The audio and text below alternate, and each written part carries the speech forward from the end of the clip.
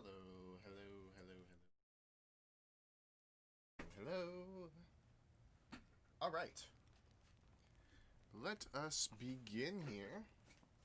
The delay is due to some house and a little bit of setting up as well. Software to work. I can use my laptop to stream now, and I won't have to stream from my phone because that didn't last very long, and I'm assuming I haven't back on that, but I'm assuming the audio quality was not as good, but we'll see. Again, we're experimenting. So, well, what's today's plan, you ask? So, well, we're gonna take most of the sound design, and try to encompass all of the sound design we've done last week and put it into our house project. Consolidate everything into one project because you might remember that we have made several different sessions for different tasks. So I made a session for. Also, let me make sure. See. Hopefully that helps with the voice. Okay, I don't know if it's too noisy, but I'm a little bit far away. Okay, that's good. Is the webcam good? I'm doubting it. It is not. Okay. For some reason, every time I start the stream, I have to unplug and plug back in my webcam. It's really weird. It's almost like it's been compromised by something else. But anyway, this should work now.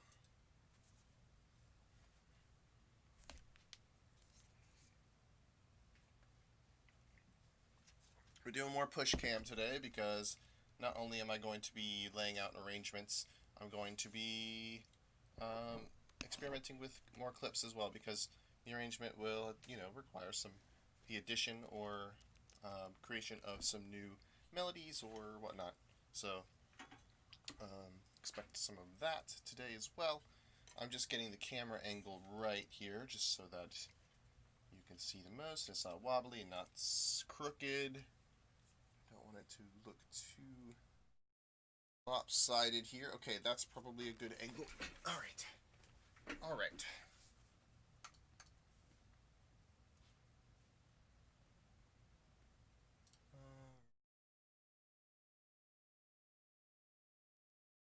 So, hello everyone. This is my push. Over here's map one, and we're going to do something. Well, we're not going to do much of sound design today. We're actually going to do mostly arrangement things today. We're going to move clips into the arrangement view and create some new tracks for some roles we'd like to fill. Also, I have cropped. Maybe I can adjust my camera angle here. Or perhaps if I hold control, nope, hold alt. There we go. Okay, so I can show you guys more of the push here. Probably bring that down, bring that up. Okay.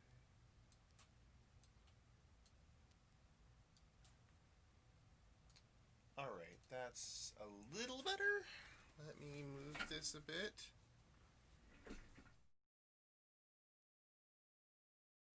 I can move my whole setup to the right just a little bit as well. Just need to move. Oops, I just need to move my drinks out of the way. Okay. Okay. Awesome. Beautiful. Okay, so have this here, Ableton here. Great. Let's begin. So, what do we have so far? We have a little groove going.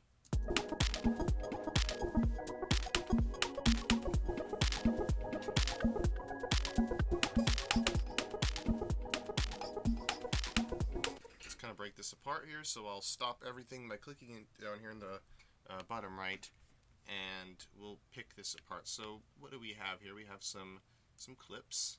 I'm assuming this is from the OP1, yes. Okay, so these are some of the OP1 clips here at the beginning, specifically the drum kits.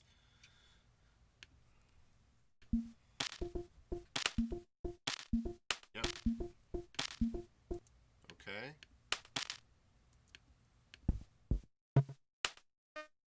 This one I've yet to turn into a kit. This is a duplicate. This is a duplicate.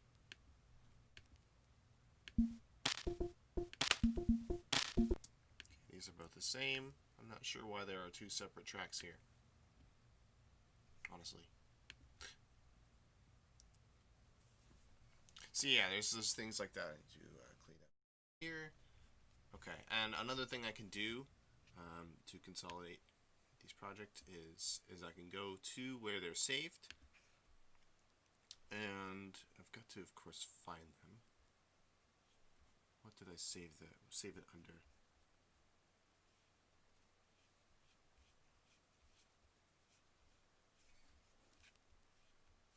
Huh.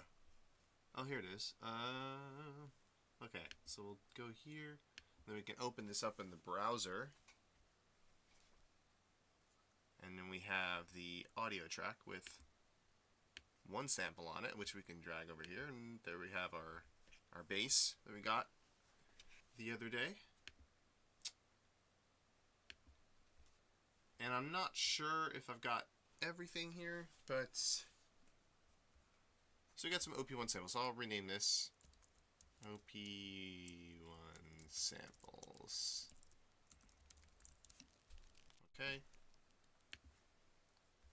Then we have our drums in here. I should really recolor these just to neaten up. It helps to keep yourself organized in this way, especially when you get to having a lot of tracks in your project. You definitely want to make sure that you are managing, or you're keeping organized as best you can. So Ableton makes it very convenient to color the tracks. You can just right click on a group and scroll down, and mic is probably a little hot. Here, turn it down a sec.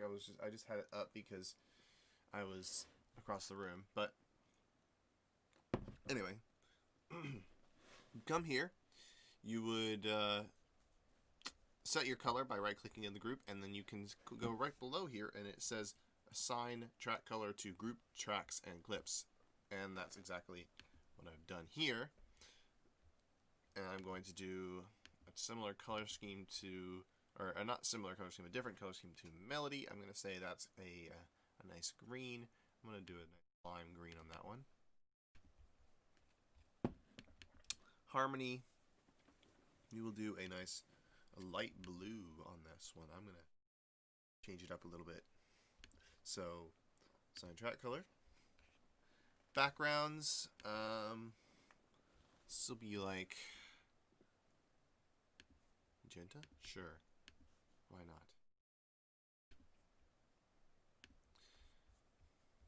So I can close this down, close this down, close this down. Okay.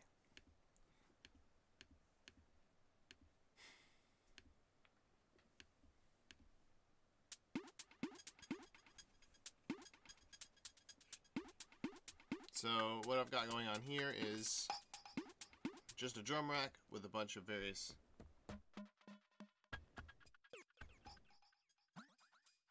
OP1 samples. So I'm going to call this OP1 kit. Yeah. So that's OP1 kit. And then we have our main kit. Those are just the samples we kind of picked for our house, or the kind of like the general house sounds here. So I can go ahead and go through it here as well. For some reason, all of these clips are still blue. Why is that? Do I need to... Do I need to... Oh, I need to do this. Wait, right? Interesting. What if I select them here and change them in the view? There we go. Okay, so that was weird. For some reason it doesn't save the color to the drum rack paths. when you do it through the menu like that. That's probably a bug, actually. So yeah, we have general house sounds and some kind of basic house beats for the floor. On the floor with a little bit more. Is this a velocity ramp? What's going on here? Actually, not sure what the difference between this one and this one is. I don't think there is any. Okay, well, I'm just gonna override that then. And then we have with hi-hats as well. But I'm going to make this more interesting, of course. So we got room for a couple more percussion kits, which is what our aux drums group is for. And we've got some room to fill things in here. And I'm probably going to get rid of this kit, the chants and stabs, and we'll replace it with something else. Maybe something from this little guy over here. We'll make a loop in this shortly, but after we do some arranging, of course. And then we have in here our bass. This has some room for work. I've got a drum rack that I'm going to eventually record things into and use pitch bend, maybe. Maybe not. Plain house bass. With some macros, which I'm not really sure if they do much yet. That's distortion, reverb, some sort of phase out. Yeah, they've got some good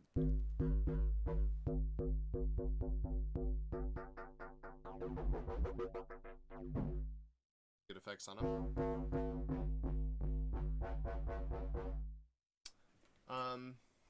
Perhaps we'll design more of those, but that's going to be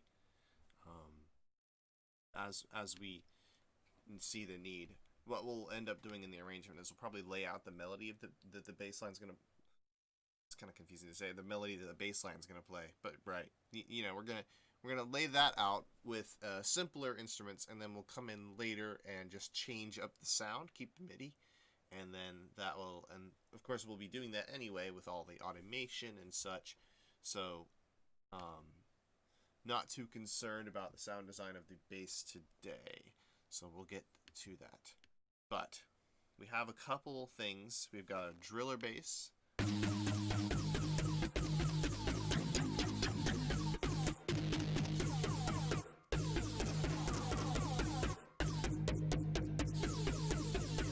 And I'd like to make more sounds like this, but this probably is going to be what drives our track mainly. But we'll have like three or four variations of this, and that might even be like one that we use the drum rack for. So we could like say this is the driller bass rack, right? And we'll end up recording sounds into it as we have done before with resampling in all sorts of positions with the macros and such. Or we might leave it as is, and so we can make some slow transitions with the macros rather than having like snapshots. It all depends what we'd like to do. So I'm going to go back to the push right now. We'll go over here.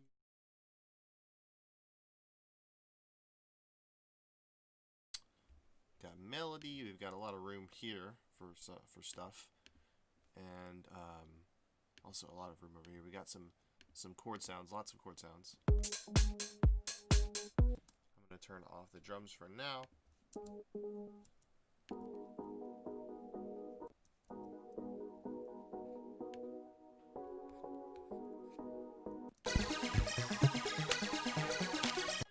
Whoa. Yeah, I didn't want to trigger all of those. Just wanted to...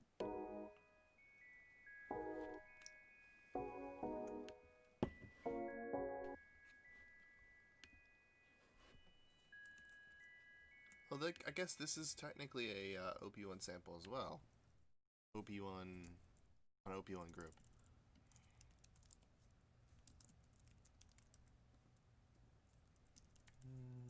So we'll say OP1 melodic samples.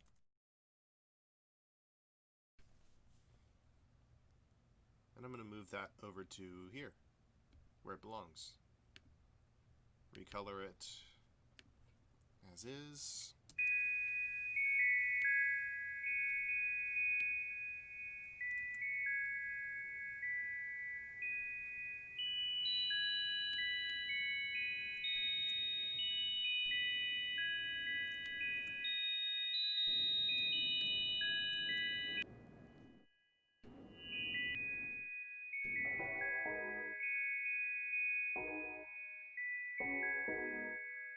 We might take fragments of this, right?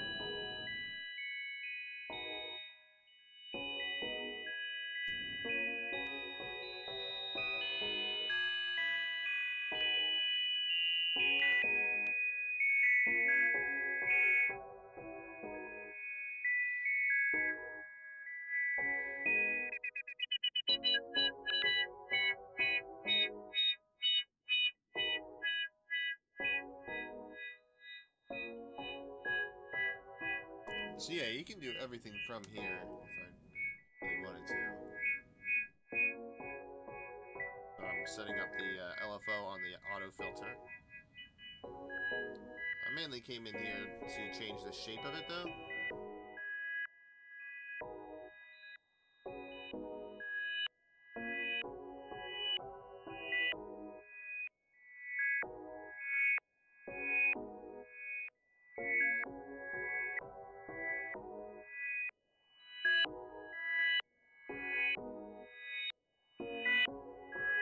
Oh, you know what? I could use the sidechain here. I didn't think about that. Ah. Wait, how exactly is this? Where is this sidechain? Oh, I see. There's a sidechain input. So let's use the sidechain source for this, and we'll avoid the LFO. And let's see what that does. Okay, so sidechain source.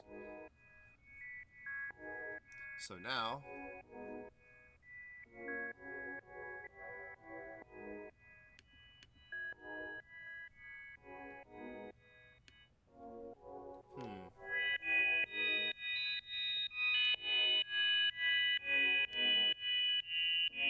I can't really tell if it tell that it's doing much here. Is it to do with the? I haven't actually used the sidechain part of the auto filter, so I'm not really. I'm kind of experimenting here.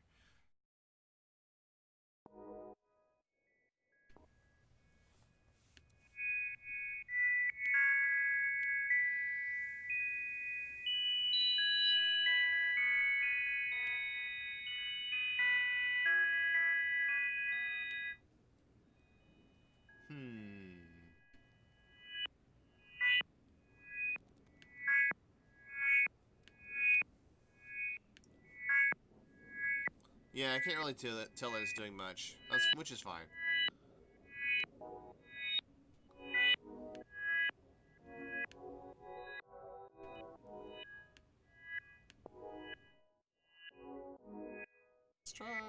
Let's keep this shape. I think that was good.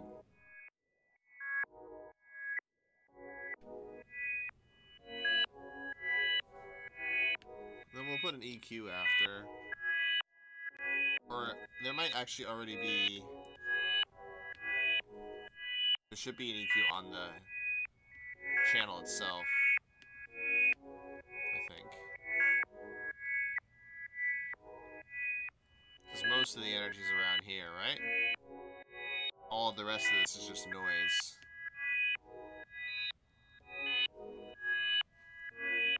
And of course we'll have an instrument to back this up, so I'm thinking maybe this massive X instrument can be used.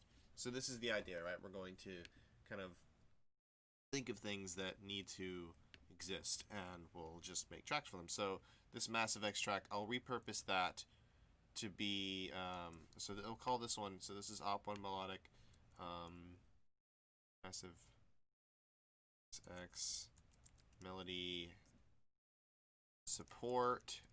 So I'll have to figure out what the melody I'm playing here is, or I'll have to pick fragments of this melody that are the best, or play in a new one over here on the OP1. I'll just have to find the right preset. Also, it's not plugged in at the moment. Let me do that. I unplugged it so I could hear it before stream. But I'll go ahead and get her hooked up again.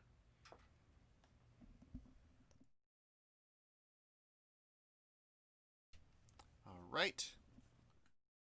So, we can sample the OP1 anytime we wish. It's ready to go, and let me just test that real quick. So if I go to OP1 melodic, oh, I can't click my mouse pad. There we go. And I say monitor chord ready. Interesting. Why is it not? Why is it grayed out? Where is it? Why is it grayed out? Weird. Perhaps because a clip is playing, or I'm not sure. I'm not sure.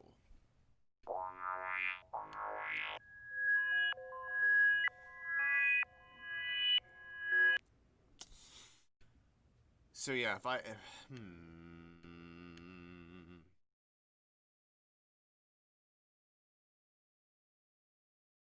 oh, hold on, I'll be right back. I hear my cat.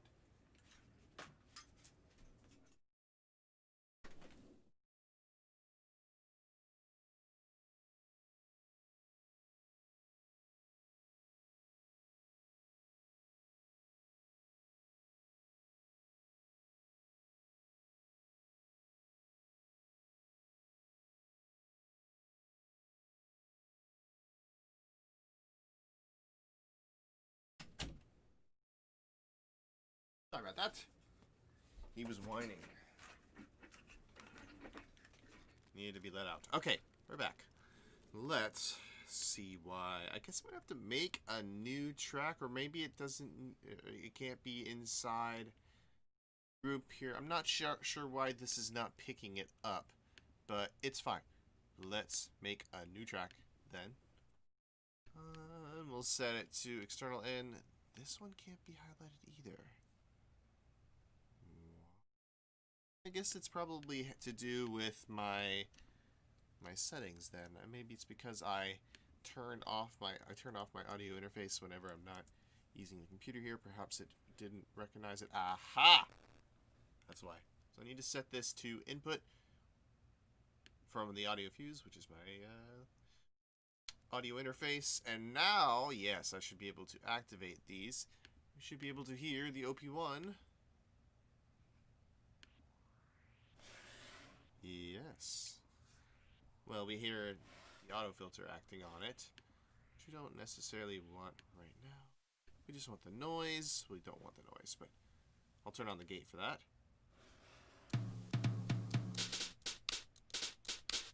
So yeah, I'm playing the OP1 right now. Let's see if there's something I can, or let's pull up the actual, the melodic patch we had before.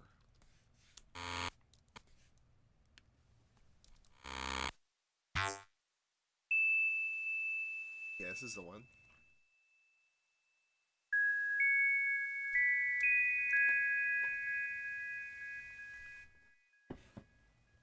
Yeah, it's a shame that there's so much noise. It really is. No, that was not your phone.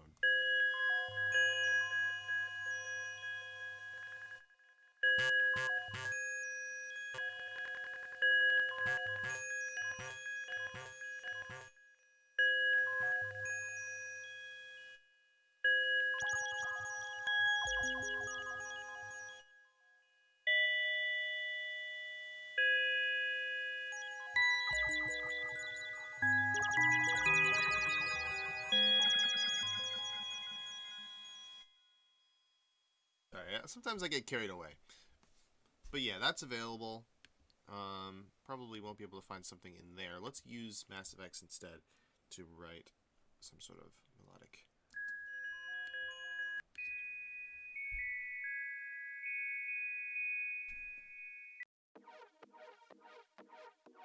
Yeah, those are the chords from before. I'll have to make a track.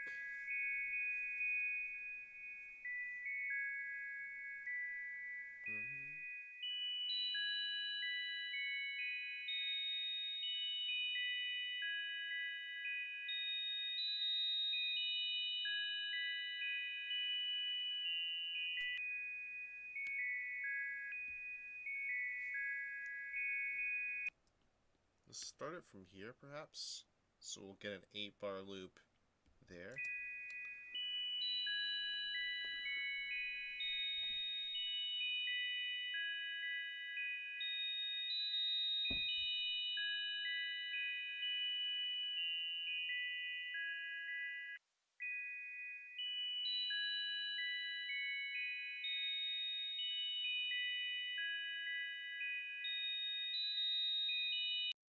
Okay.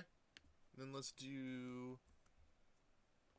Let's pick a support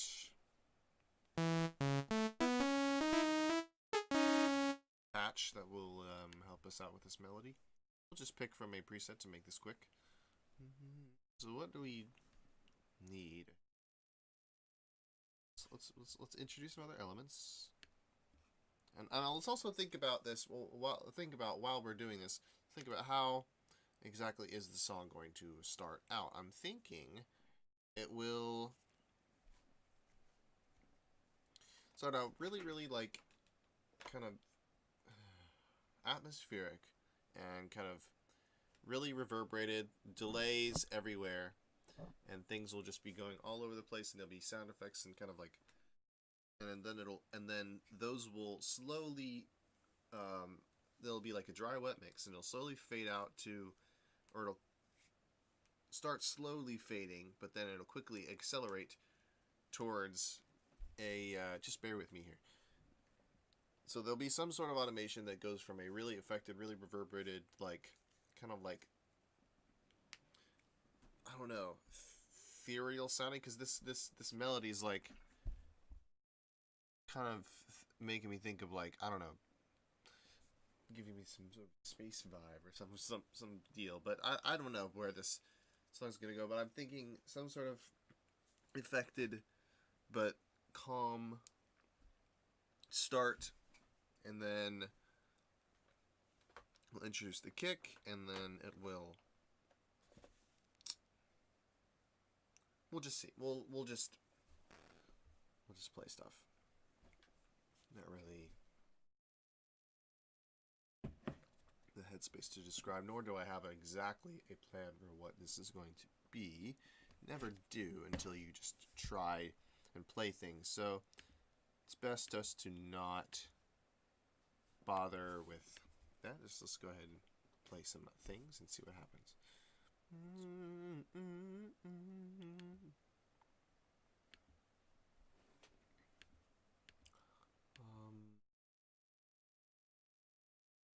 Board.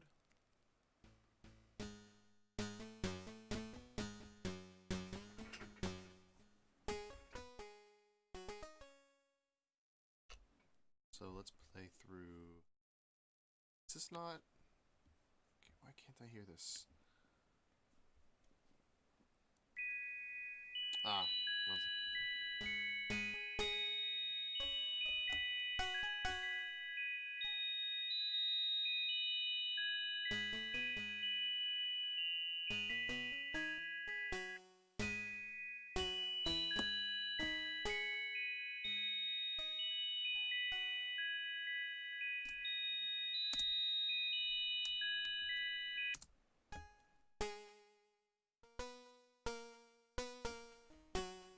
Yeah, this isn't exactly going to be the right patch for this, unless I can modulate it such that it... Yeah.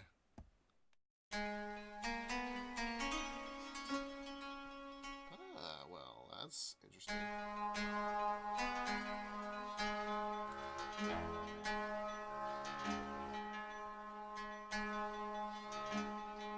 Aftertouch is doing something.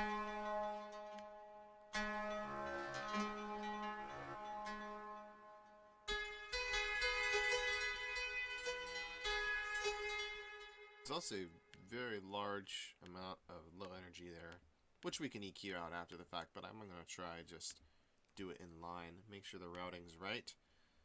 Y, where is Y being used? Okay, cool.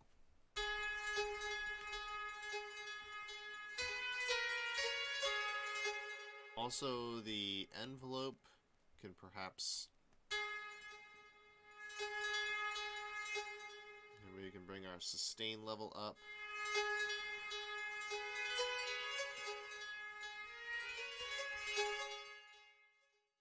Yeah, that'll be a nice support it.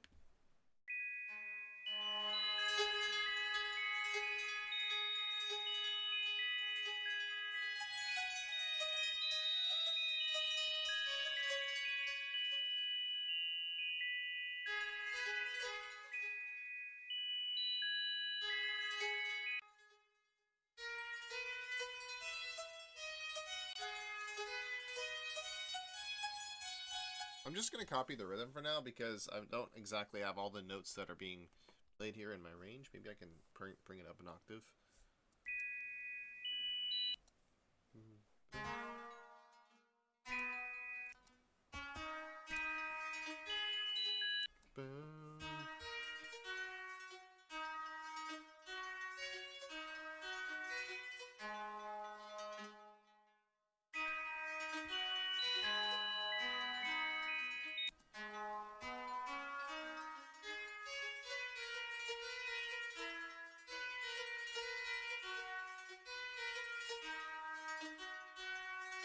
Okay, let's try that.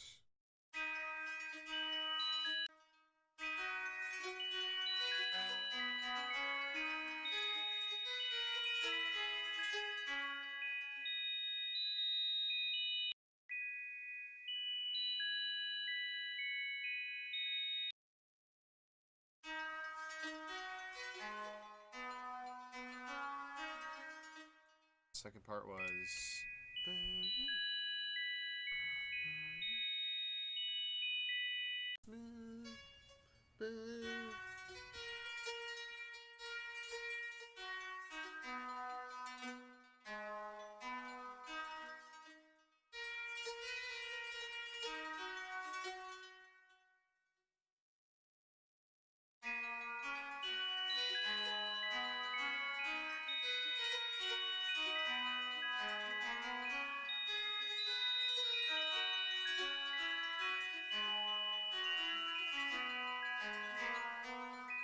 Okay, that's good enough. We can correct it after the fact. So the first thing we can do is quantize. Right.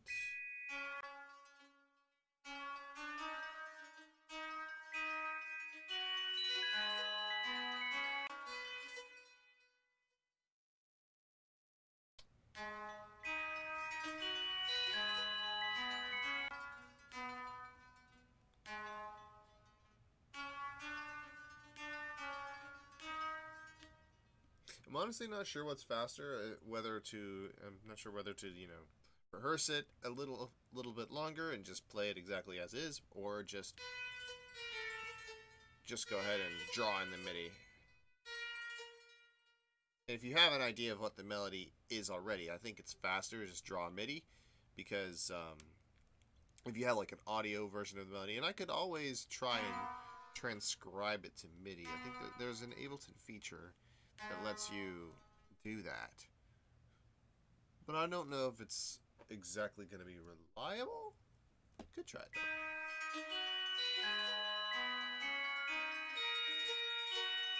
Tell you what I'll do is I will do it manually, and then I'll use Ableton's way of transcribing audio to MIDI and compare the two and see if it gets anywhere close to what this is, right? So these are all eighth notes. I should probably go ahead and correct that, but meh.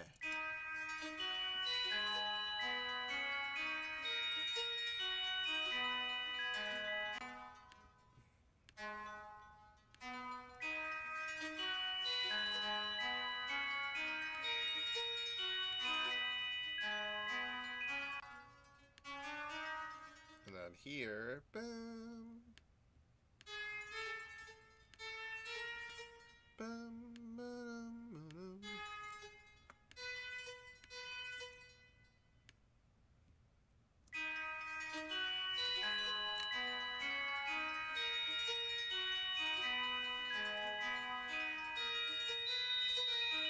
So I kind of dragged quite a bit there. Move all that back. And then this needs to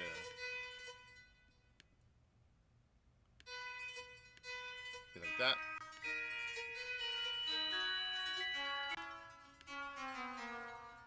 And I'll have to figure out what those notes are, but they're definitely not that.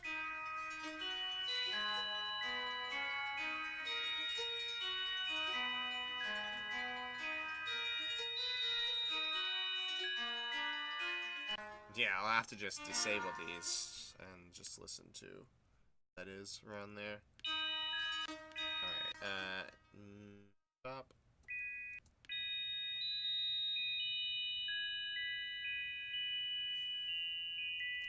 Okay, that's easy. Bum, bum, bum, bum.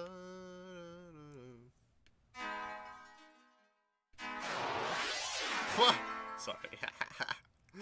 That's what happens when you sometimes when you have preview on. It kind of plays all the notes at once, but a side effect, minor side effect of having that on, but it's fine. Bum, bum, ba-dum.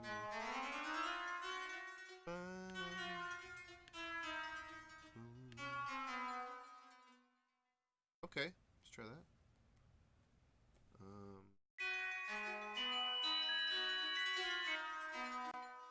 That's off.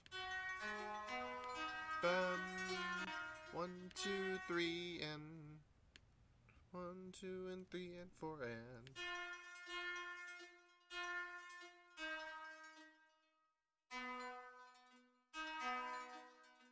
just lower the length of this one. I'll have to equalize the velocities, but I don't think it matters for this patch. It might though. Yeah, let's go ahead and do that. Okay, that sounded cool.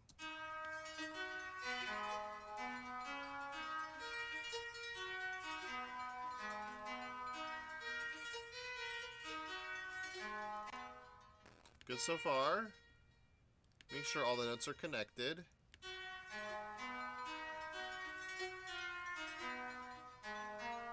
And then the last 3 notes are actually cut off. So I might do something there. Ba-dum, bum, zo, E flat, A flat, B.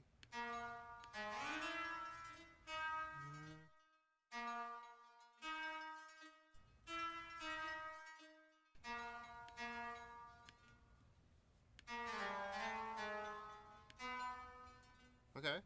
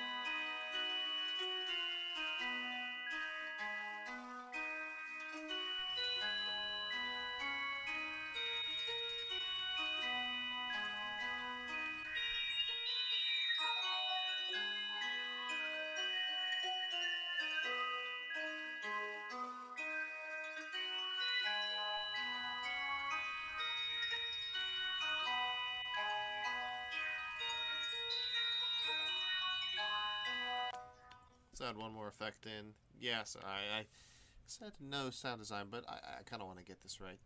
It's plans change with me, like, instant, really. Let's see. Let's go with a, something to obscure it a bit. Track delay, perhaps? Play, please.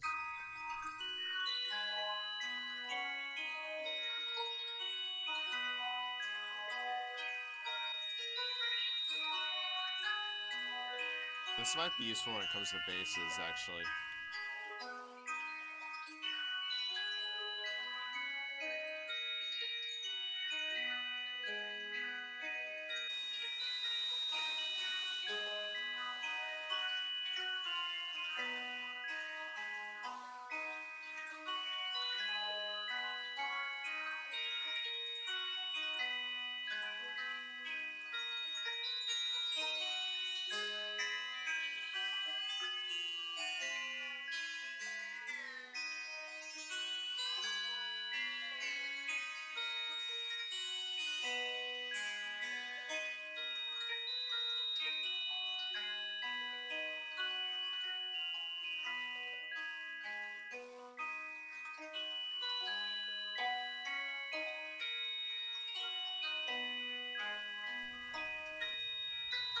Let's try an octave up.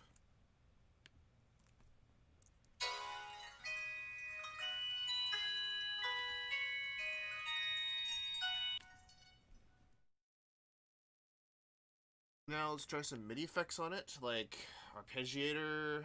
It's only going to be arpeggiating one note, so we'll change that by using chord beforehand. So each note will trigger a chord, which the arpeggiator will arpeggiate through. So maybe I'll use just a basic minor chord.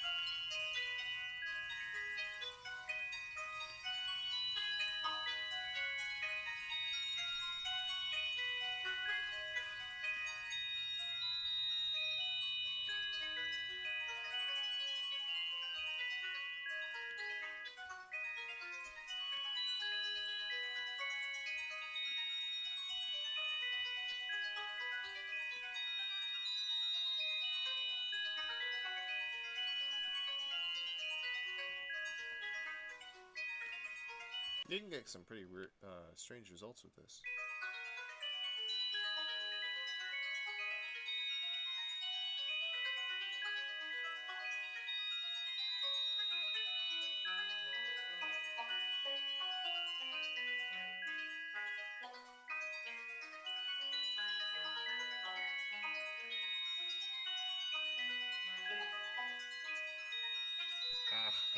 I want 12 here. It's kind of hard to do it precisely with a trackpad. There we go.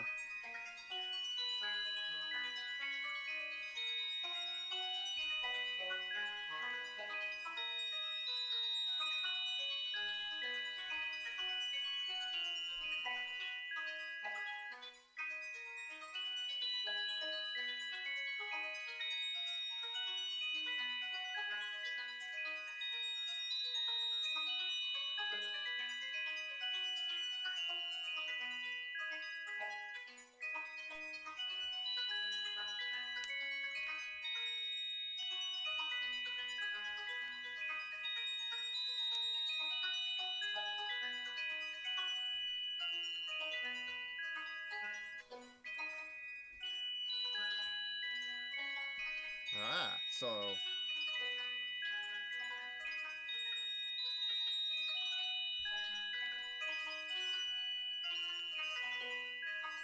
I could do it that way, where it repeats twice and then stops.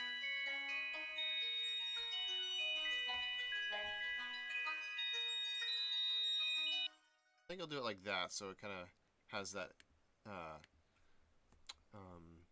triplet motion where we have like a 4 on the floor beat. Let's introduce just a kick, and then I can bring these two in. Not that one.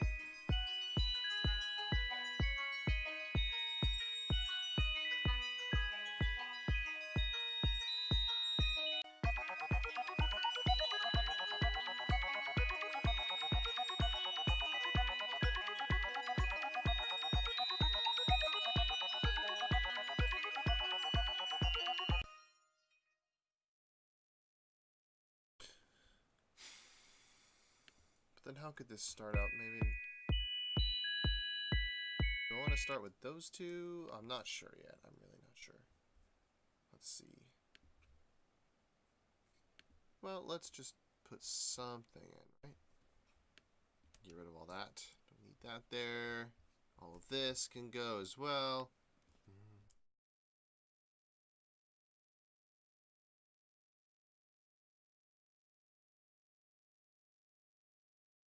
Even play? Is this playing anything? Okay, it's something soloed so that I can't hear.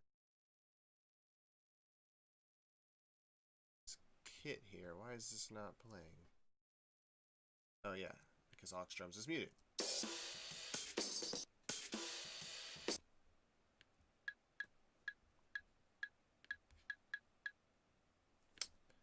And I was going to come up with another top loop as well. Let's perhaps look in our library, some sort of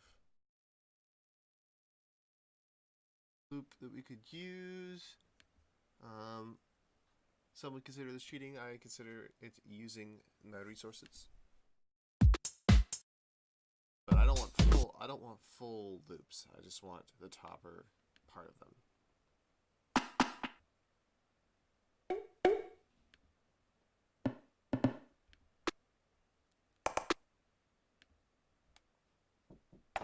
Yeah. Okay.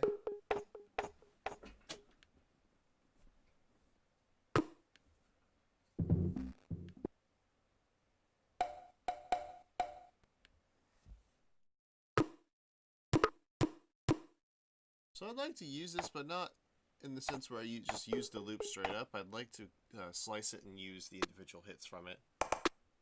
But saying that, I probably exist a... oh no, they don't.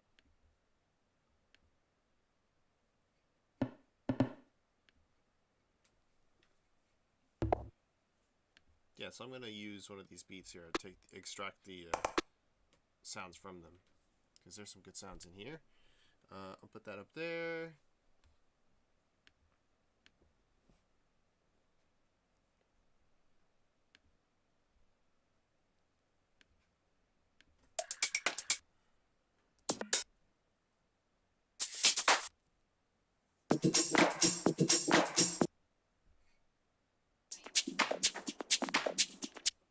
That's kind of cool.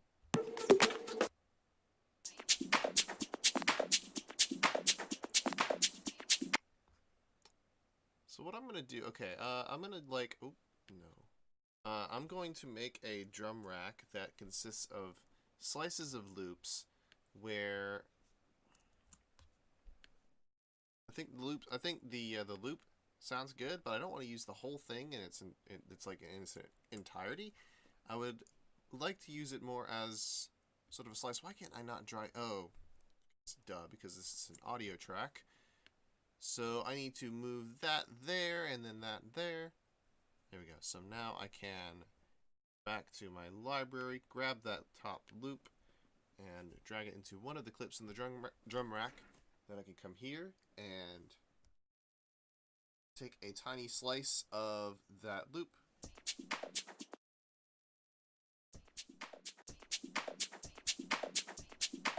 And make sure it's warped to be the same tempo as the project. So right now this is I believe 124 BPM, so I need to warp in terms of beats.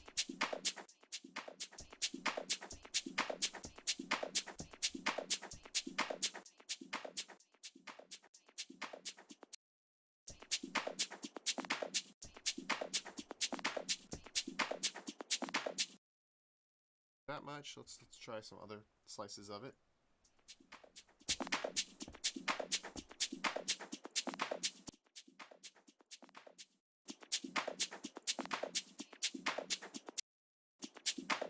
About this much.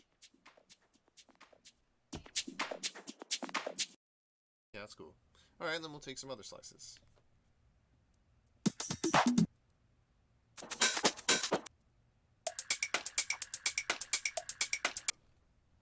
Cool. Take that one. But only a small bit. Although it's kind of just the same thing over and over, but we only need a small bit of it. And then we'll use the whole choke group functionality of drum racks to have them cut each other off at times that we'd like them to.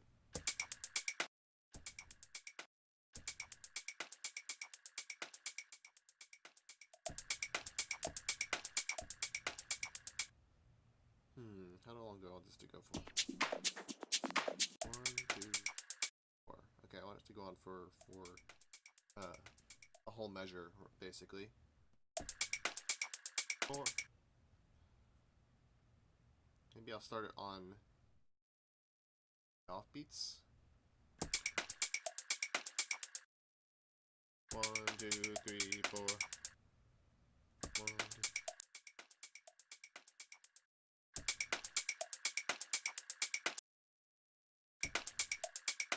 Perhaps I'll leave it at the beginning, at the start, and then maybe I can adjust where the loop begins later once the clip's actually recorded in, because it's kind of hard to okay, so let's go through some other top loops. What can we use?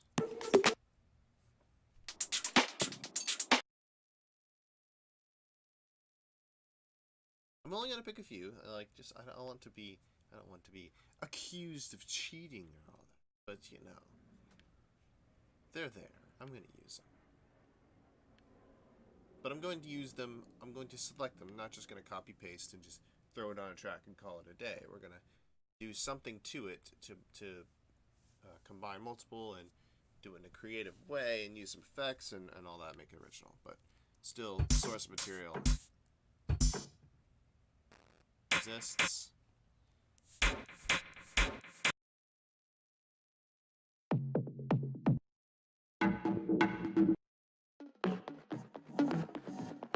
Yeah, that one's cool.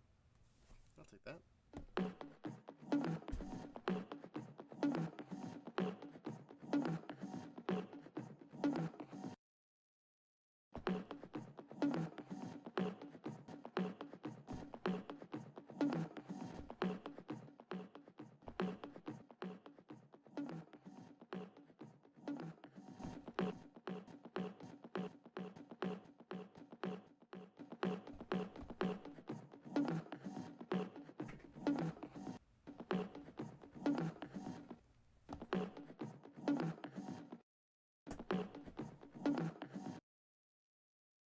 Okay, then I will warp it to be in tempo.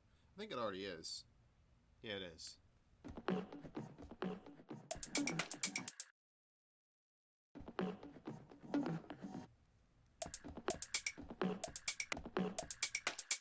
I might make these, can I make them trigger legatos so that they play at the same phase in the loop? But that might break things.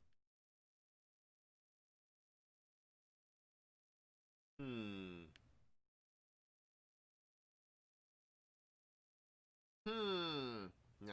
Alright, it's fine.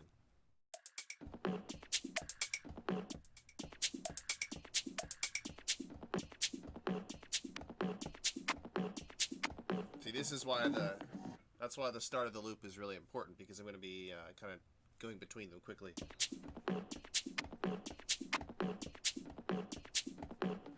I'm thinking this one is a little bit too short or too far forward.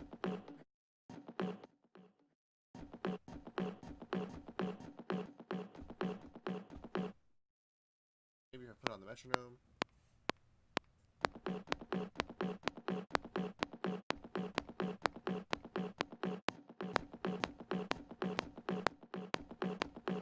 Let's record a clip. 3, 4.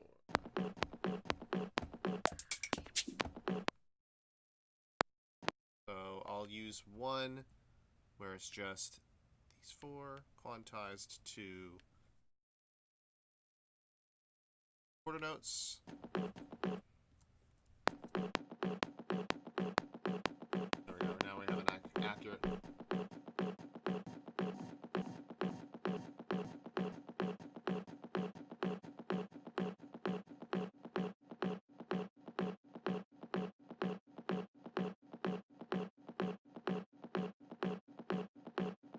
Yeah, that's probably as close as we're gonna get. Let's try using others as well.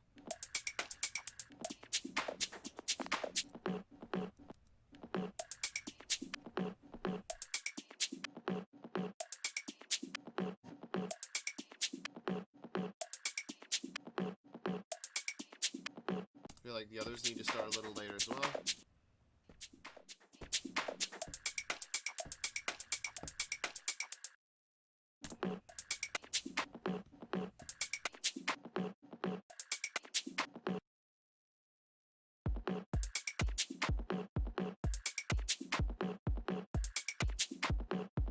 Alright, well, let's just do 1.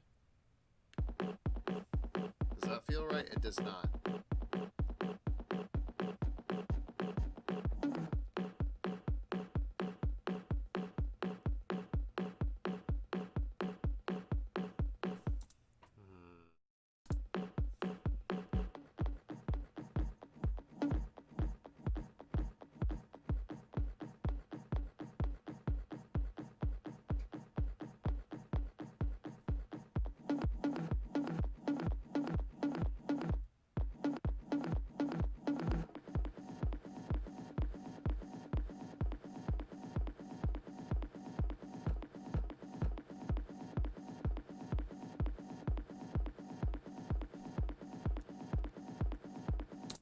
Okay, that's a cool spot for it. Let's move it down to another note.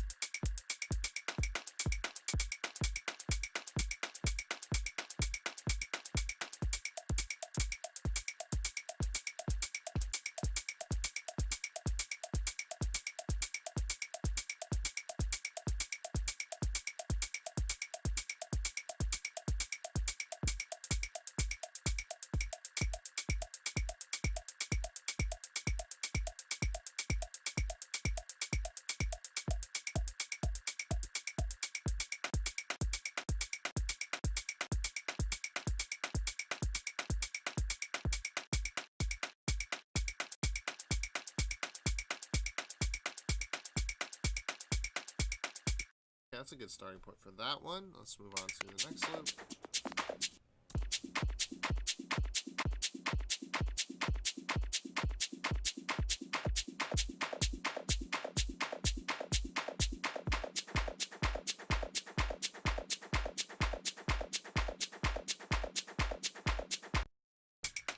Okay, now what if they were both extended out for half, or just twice as long, right?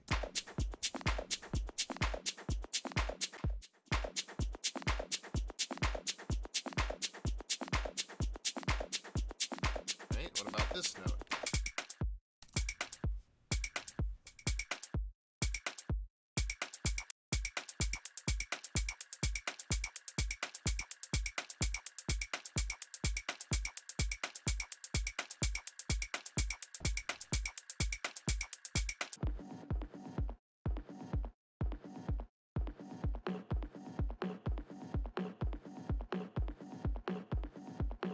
There we go. So now I can just sort of play multiple.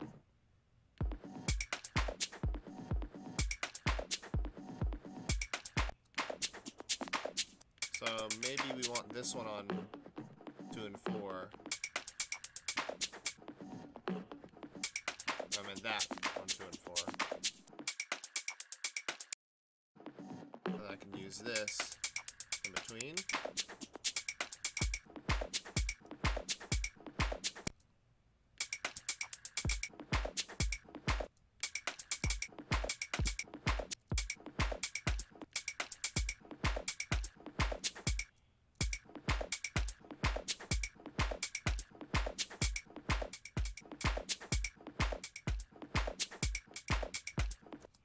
So then I can use the original loops and do stuff to them as well. So I could take this one, duplicate it to another clip above, and then I can use a reversed version of it. So crop sample. So I right click on the sampler here and I just reverse this sample and time that correctly as well. So I'll go to this top clip here, play the reversed version, and time it.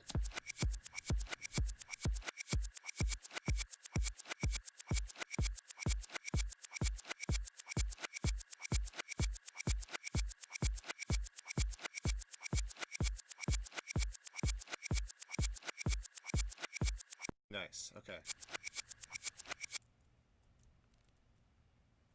So that I can sort of...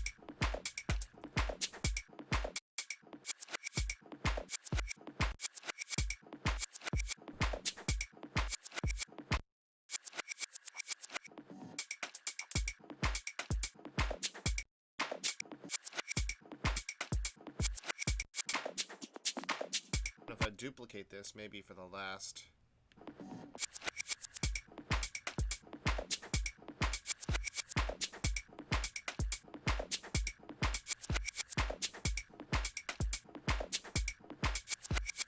And then I just go through and, or not go through, throw an autofilter at the end.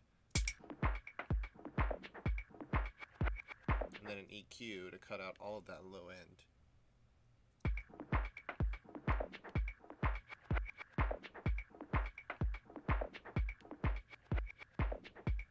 There, much more appropriate.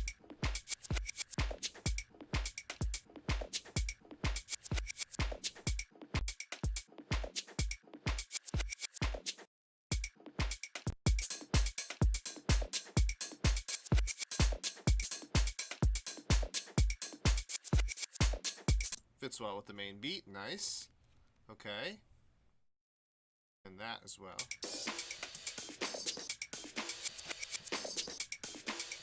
Being sidechained, right?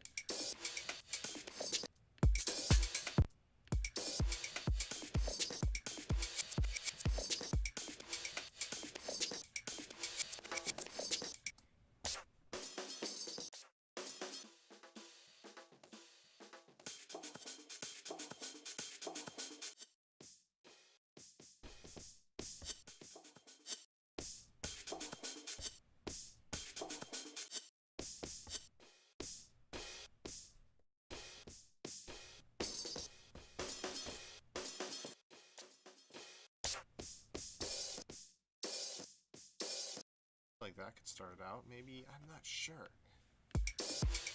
Like, we've got some good loops going, got some good sounds going, but when it comes to the arrangement, I'm always kind of just lost as where to start. So I'm going to start today, but that's just a goal. All right. Let's see. Let's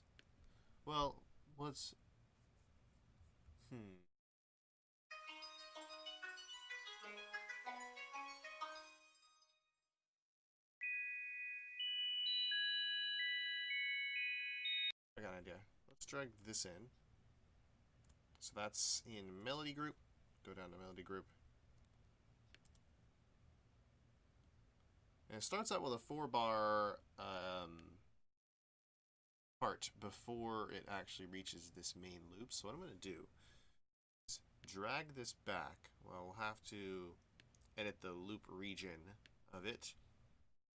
Let's duplicate this clip so that we have the looped version, and then we'll unloop this one, drag it back so we start from the beginning of the clip, and then play here.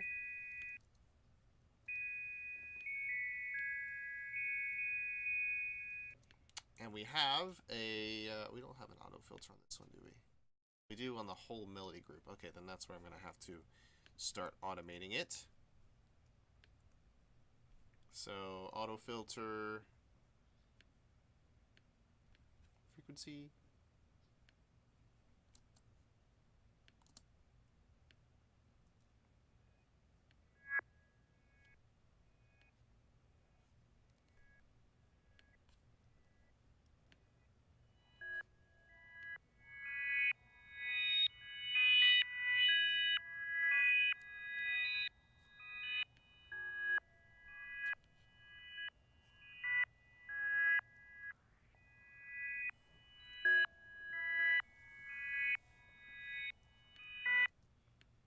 come out here. Maybe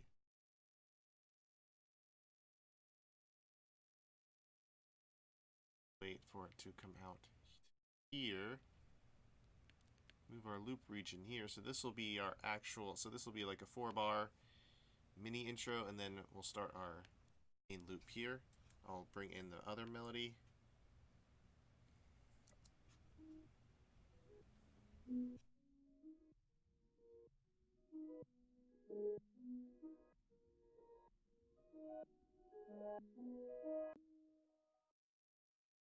Bring in the sidechain source as well.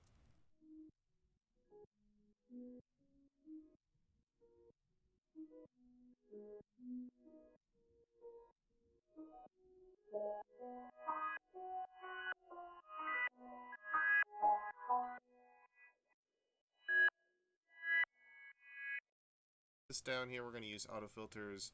We're going to use the amount of LFO automation. So LFO amount. So we can change the intensity of the effect.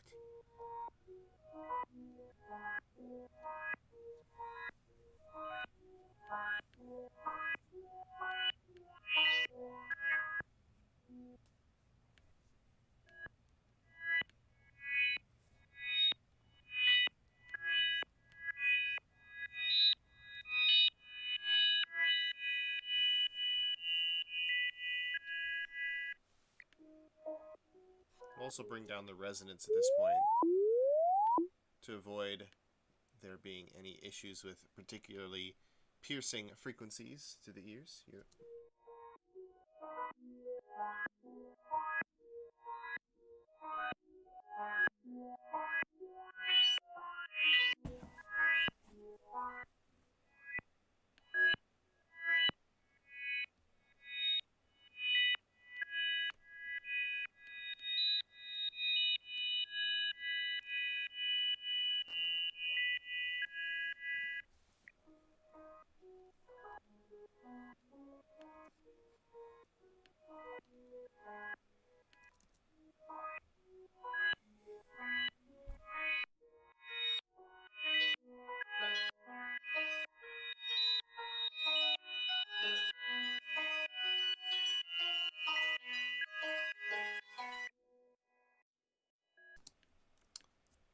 Okay, and then this can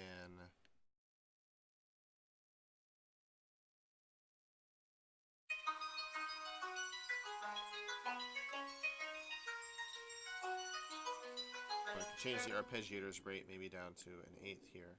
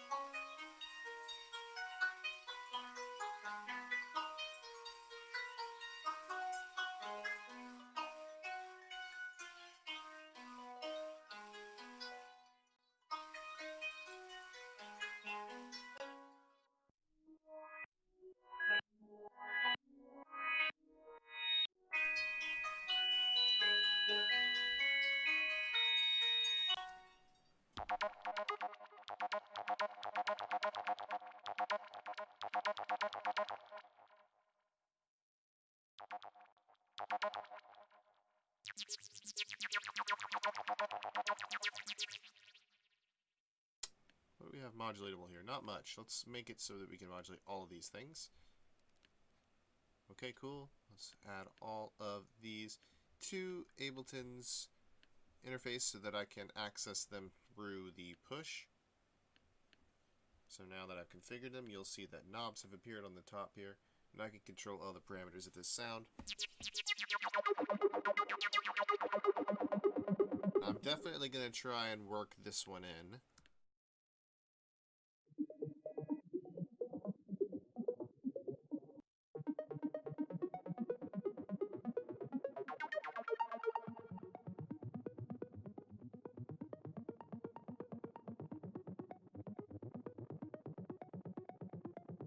Yeah, this is nice. Okay.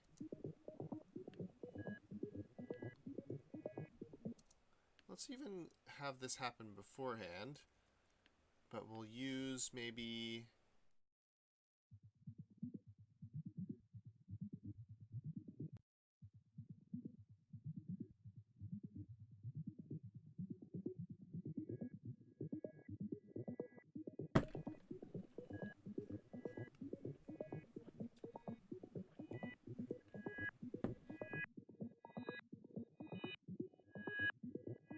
Ooh, let's start out maybe with the resonance really high.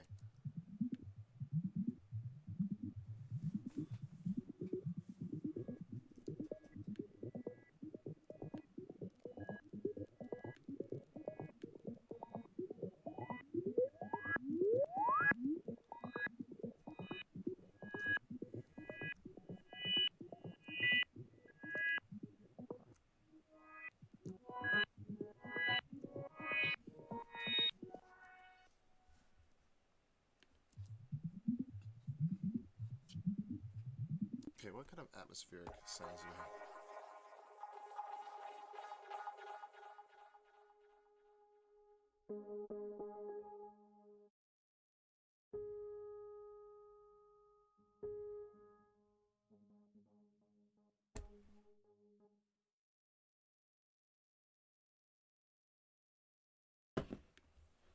Let's come up with an addition, with an extra, maybe like atmospheric kind of sound that we could also layer on top of this like low pass resonant thing. So let's just find another background patch, maybe. Let's see. Where could we... You could probably find something cool within Contact. So I'll pull that up.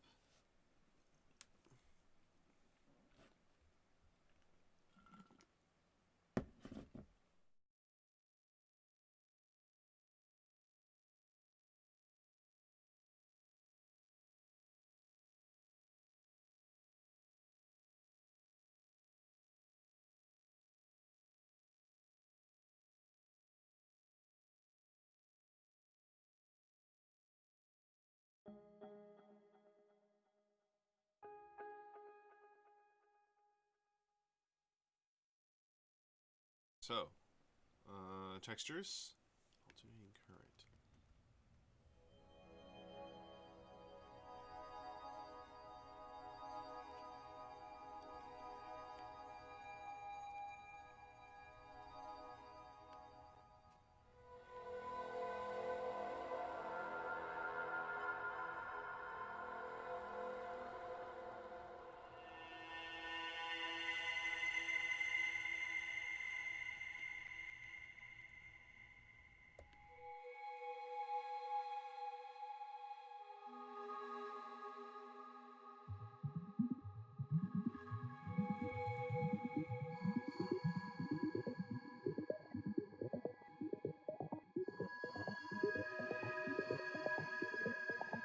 You know what would be really good for this is this kinetic treats library. I'd like to get more libraries as well. But this is good. We will we'll figure that out later. I'm going to pull up kinetic treats. This is a library that I've had for a long time. It's like kind of this. Oh man. Well, now it's broken. Great.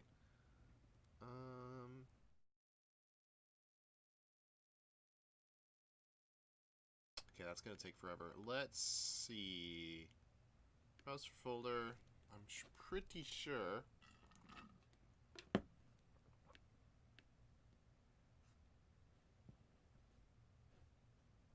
That it should be here. Samples. Yeah, it's not in. Happened to it. Okay, we'll have to not use that. Ugh. Okay, fine. Yep, no noise. Darn, this was a really cool instrument too. Alright, well, that's on my to-do list to fix that up, but we will end up using that if we can find the samples to all of it. Yeah. So, let's go back to what we had before then.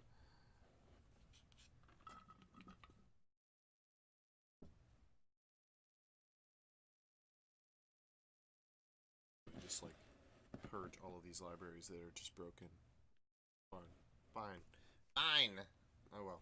We'll go back to what we had before. This was Ethereal Earth, it was textures, it was... so circling sweeps. It's Cave and Crickets.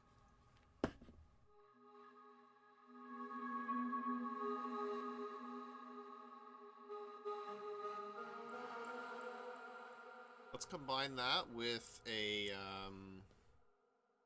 synthesizer, maybe from Reactor.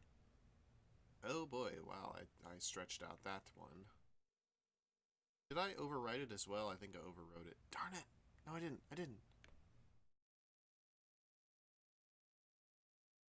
Okay. Reactor. Let's explore this a little bit, shall we? So this very in depth. It allows you to kind of build your own synthesizers and such, and programs and patches from scratch. And it goes really in depth, but we're not gonna focus on that too much. We're going to just sort of use it as a sound generator to and browse the patches that are contained inside here and because there's some nice ones, and I've also downloaded quite a few of some. Let's see, play with Reactor Instruments. Downloaded quite a few external user-made patches, like this one, for example. All right, so let's see, contour. Files.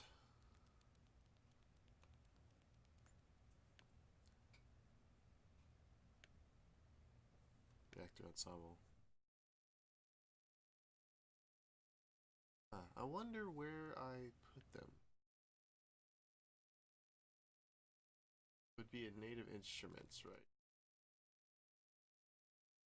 Reactor 6 ensembles. Aha! There they are.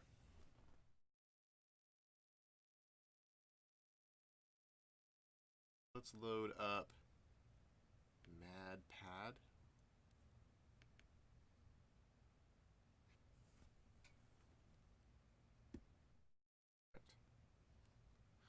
Yeah, I'm sure each one of these there's its own learning curve. So I'm not.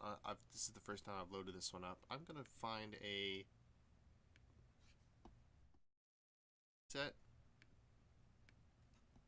Why? Accept my MIDI. Do I need to play?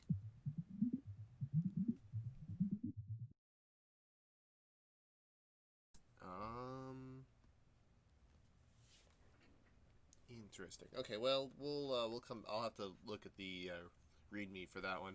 I'll come back to that. Let's see. Oppenheimer.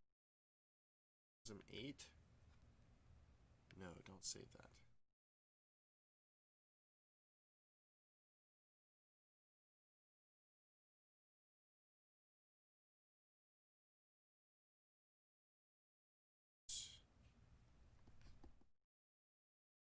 Receiving MIDI input from this. Okay, it should be 37 back. Should be are you filtered out? No, you're not. Should definitely be hearing something. Oh, off. Ah. But it's not working. Presets. Man, nothing's really working out today. I don't know why I'm not getting MIDI. I can see a MIDI being received. I can see MIDI being received, but I don't see. I'm not obviously not hearing audio. Perhaps I need to something else besides this. Maybe if I switch instruments, it works fine. Reactor, I'm getting nothing. MIDI from all ins. Let's try a different instrument. Maybe this one seems to be having issues, which is a shame because it looks like a cool instrument. Oh well. Let's try this one. Might be just Reactor on its own. I'm not getting MIDI at all. I am. Why?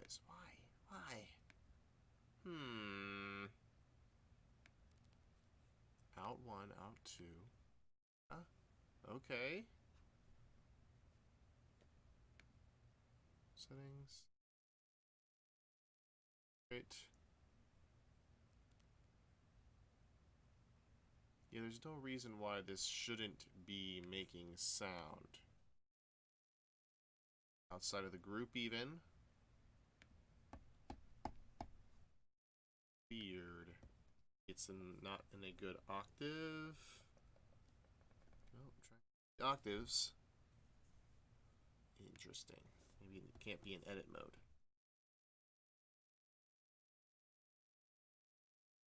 Maybe there needs to be samples here. Let's just try a Juno 6. That's just like an emulation, right? It should just be. Aha! You know what I think it was that was a sampler engine, and I needed to drag samples into those slots for it to play audio. So those, I think those are worth exploring in their own streams. So I'll probably be doing a lot of research on all of these patches that I have, so that I can employ them to their fullest extent, because there is a lot in Reactor to use. A lot. It comes with Native Instruments complete, and you can also get it on its own.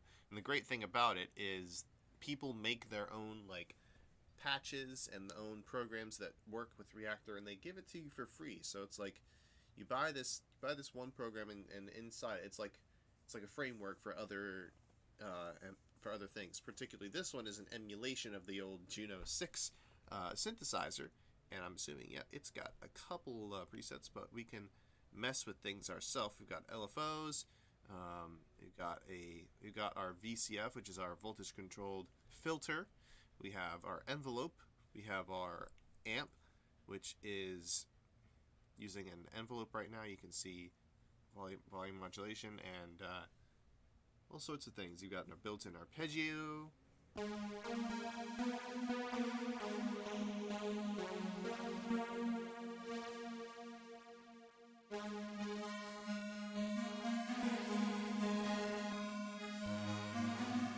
Got a sub, a noise.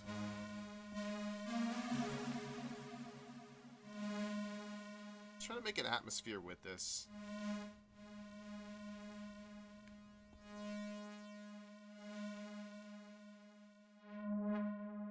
So we'll need an LFO of some sort. Ah, that's pitch. Okay, I don't want to mess with that too much.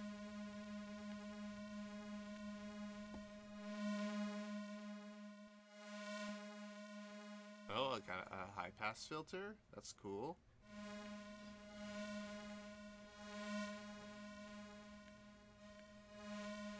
What is this down here? Not sure.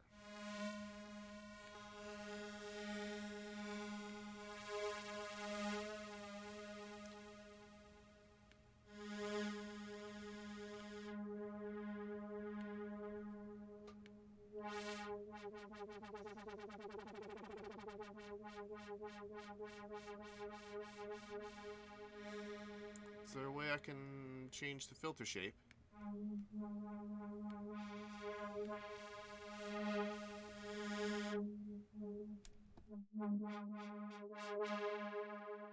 Make the envelope have more influence?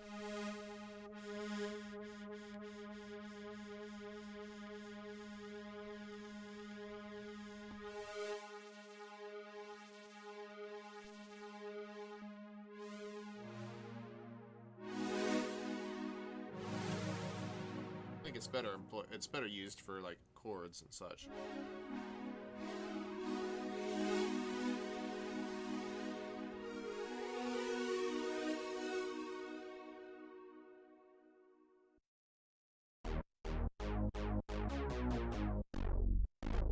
See what patches they've made with it.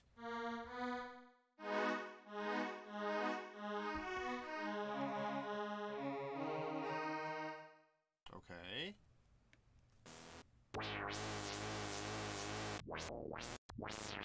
Ooh. Fuzzy. A nice lead sound.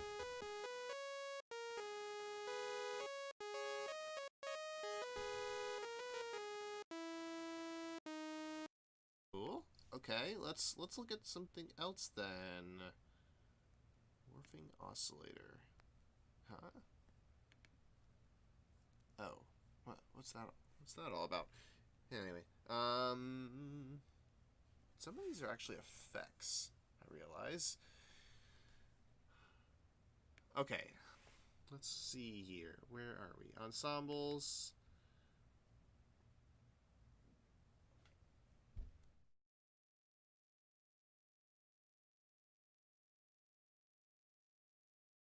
Droplets. So we have a read beam with this one.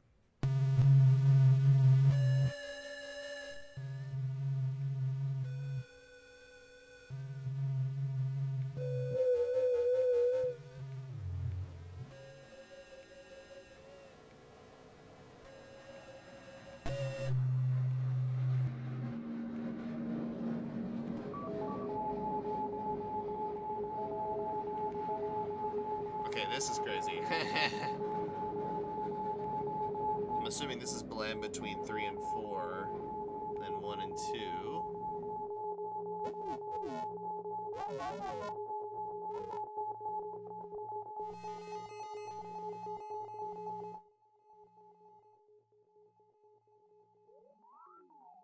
Let's make this controlled by LFO, this controlled by LFO. Global FOs.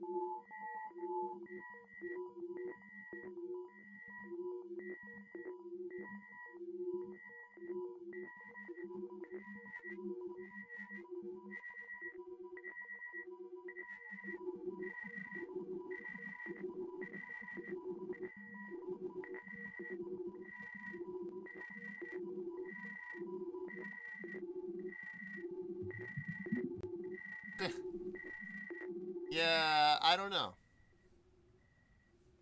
I don't know if this is entirely appropriate for this kind of music. It's cool, but yeah, let's not have that. Let's look for something else here. Green cube, perhaps that's going to require a sample. Which, okay, I mean we could work around that.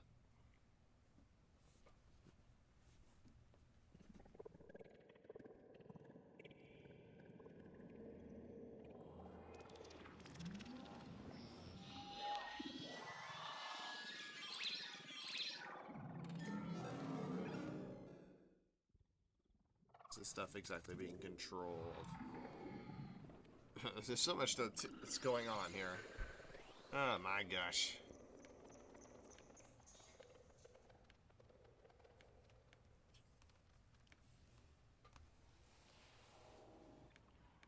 Okay, so we can switch through the samples by clicking on them. But they're already switching. Sample range. Ah, here.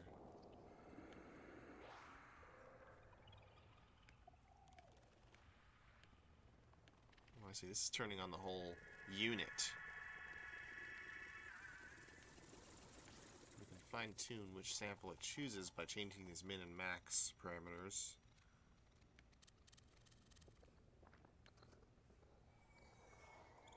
What is controlling this? There's an LFO somewhere. Auto randomization.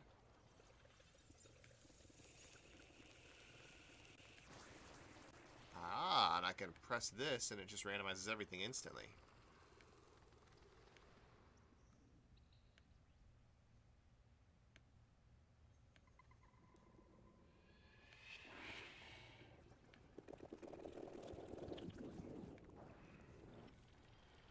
So you know what I'm going to do?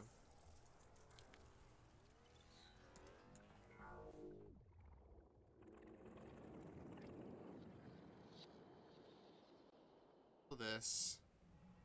Record ready. We don't even need a MIDI note with this. We could just start recording. Or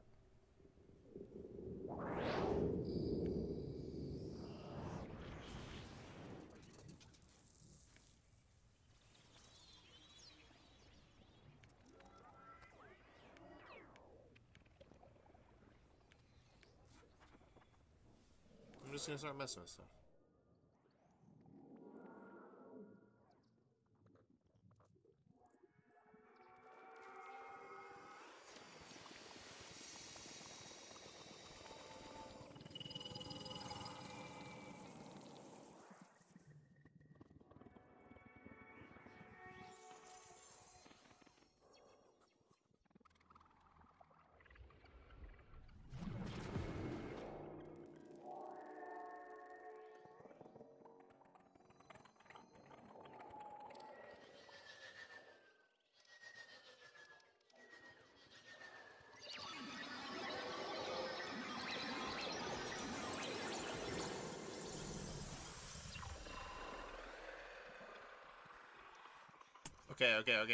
Okay.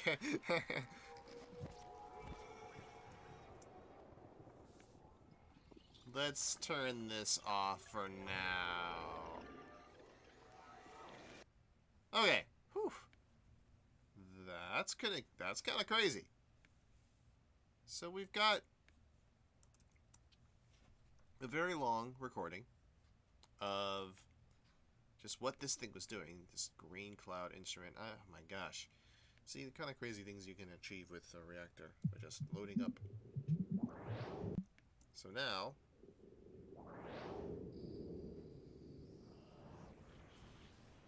got all sorts of low-level noise. What I'm going to do is send this through some processing, and then I'm going to resample it again, compressed, slice it up on a drum rack, and pick the best bits out of it to use in our project. So let's go down. And I will also be right back because I have to use the bathroom. So, BRB, not restarting to fix latency. That is wrong.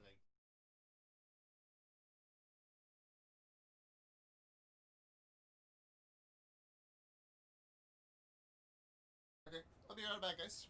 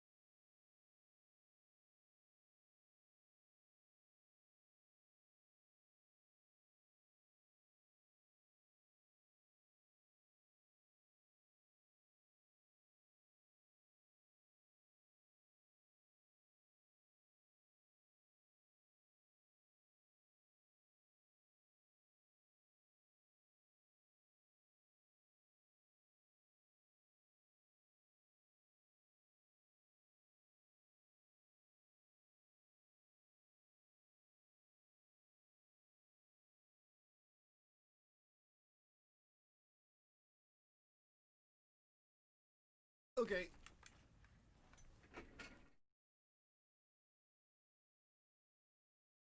Back to work here.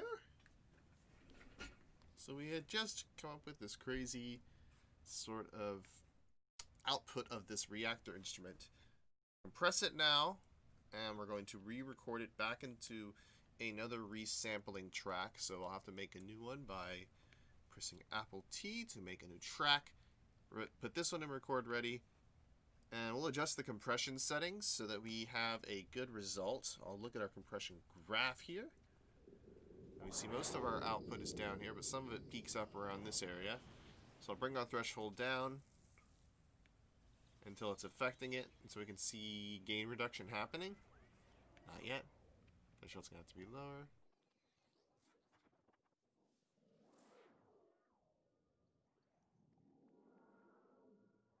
And then let's bring up the output.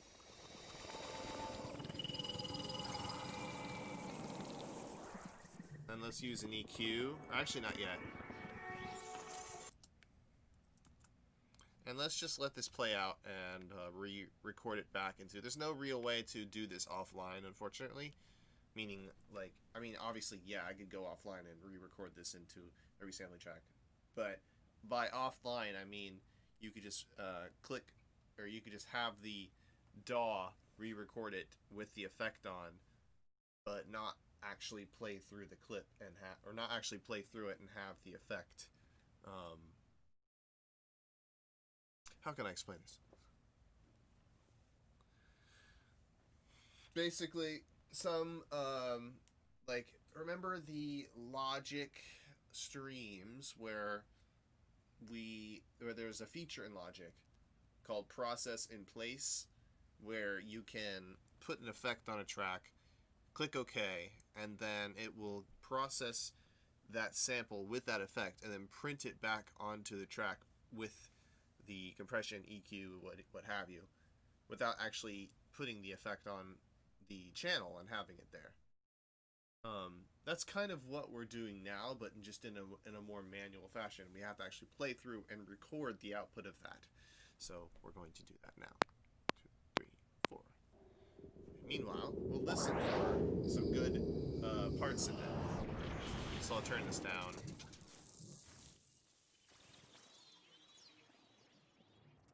And then the master won't affect the recording.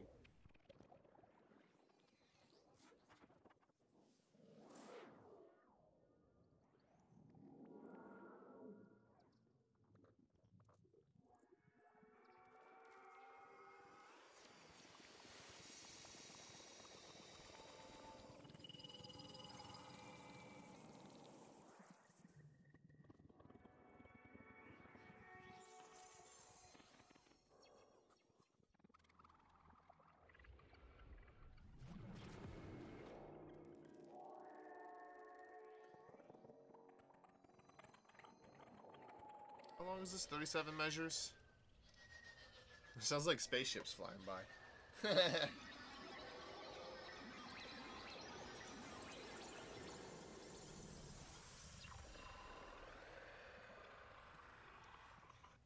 And it just stops. Okay. All right. Awesome. We got it. Right? Cool? Two sampled? Okay, I can remove this one now. And now we have a resampled version. That's compressed a little bit. It doesn't appear to have made much of a difference. We will manage the sample file. Edit. Wait, what? Okay. Is there a way to normalize it in this view?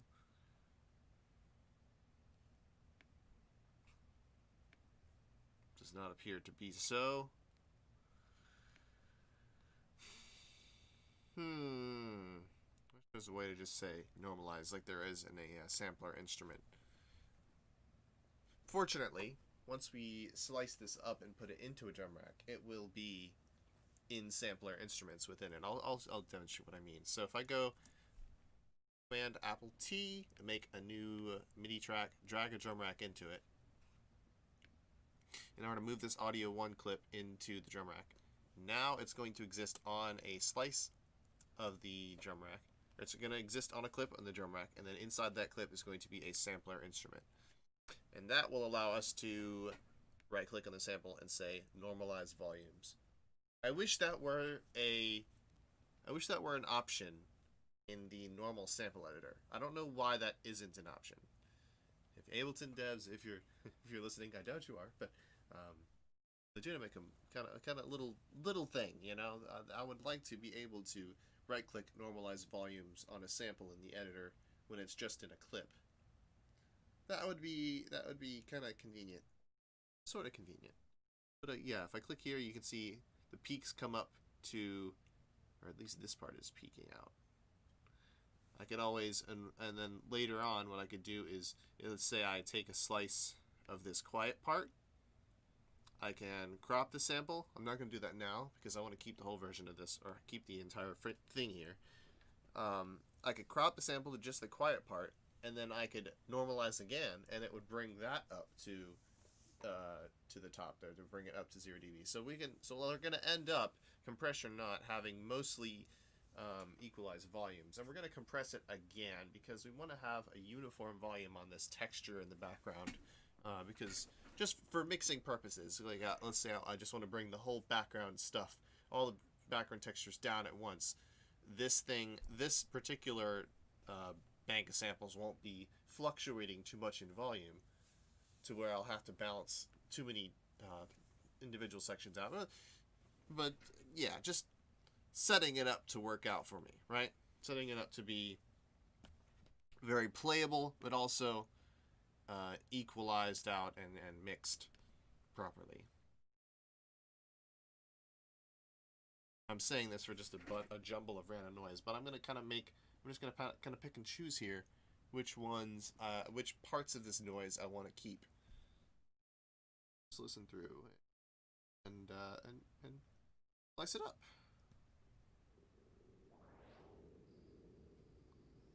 All right, let's make sure we're playing the max volume all the time.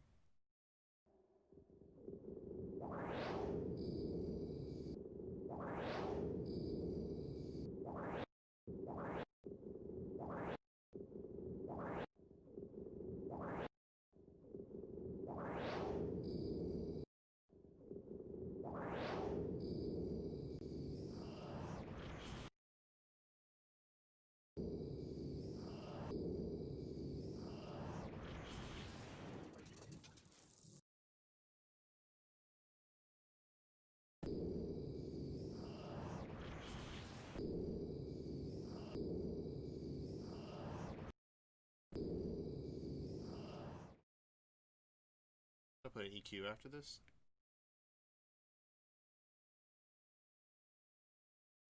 Eight.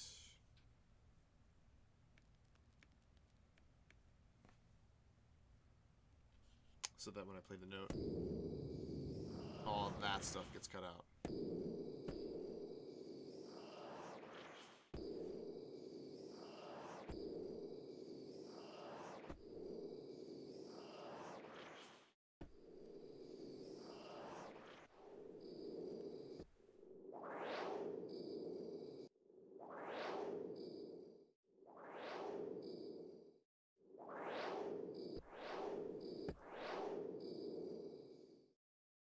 Nice little sound effect there.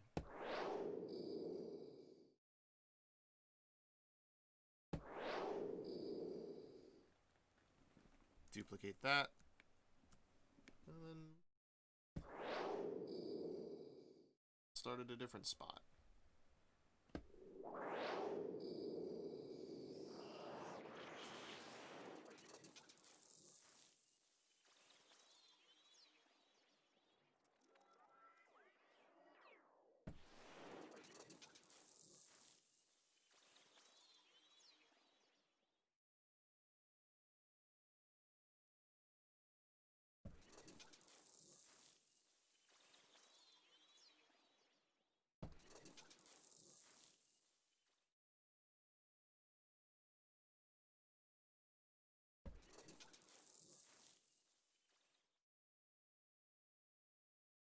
Next one, I'm going to take that quiet stuff afterwards and amplify it a bit.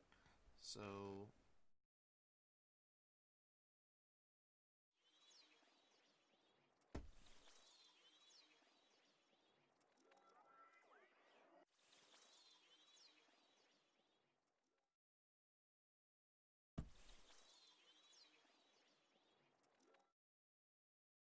avoid that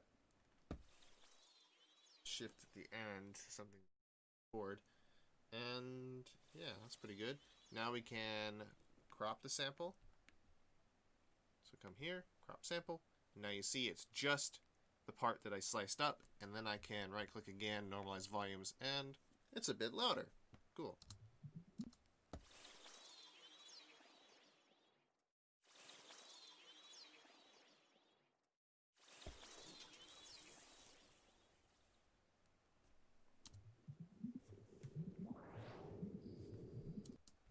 need to disable the original clip here.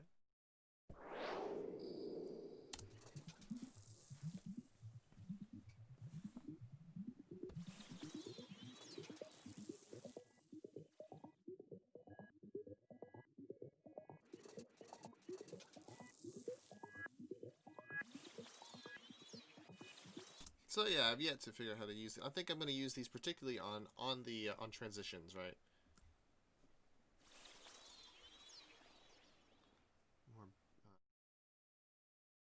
More situated for or better acclimated for the beginning here. I'm kind of looking for just something that's just like a steady sort of atmospheric thing. Let's go through the sample some more.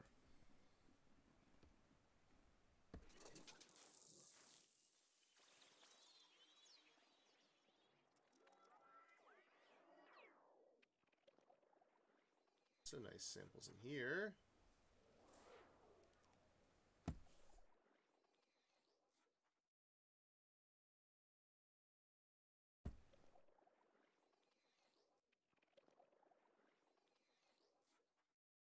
Okay, let's crop this one. Crop sample, normalize volumes.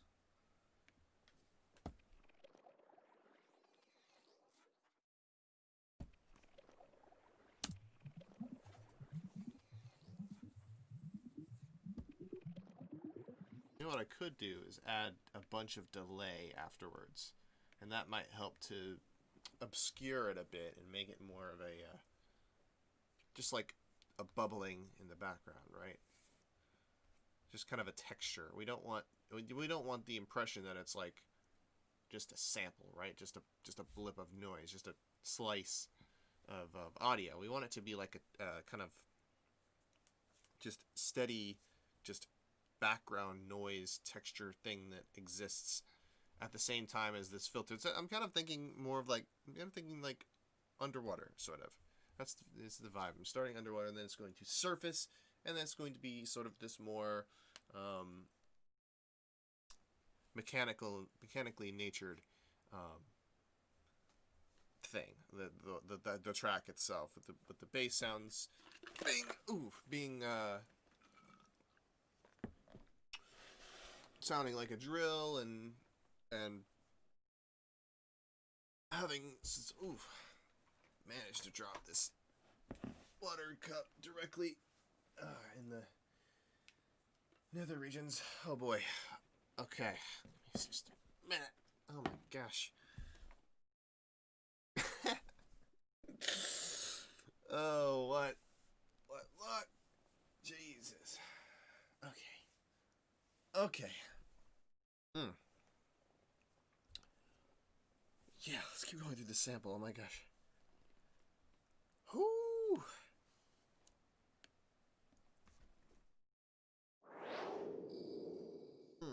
Okay. Let's go through somewhere later in the sample.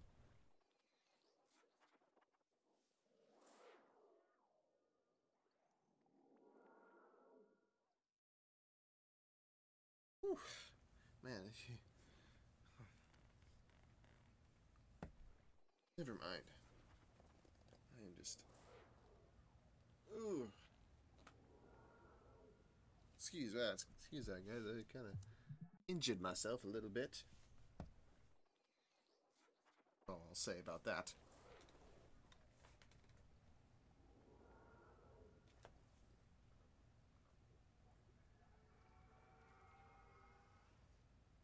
Well, that's kind of cool. Whoops.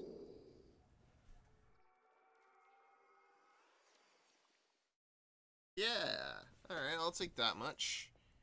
And I will slice the clip so that way I can get a little bit more volume out of it. Crop sample, normalize volumes.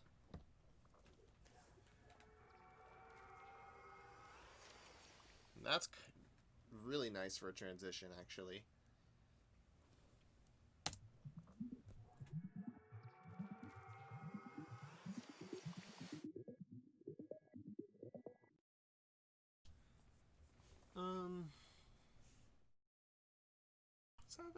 have something to go into.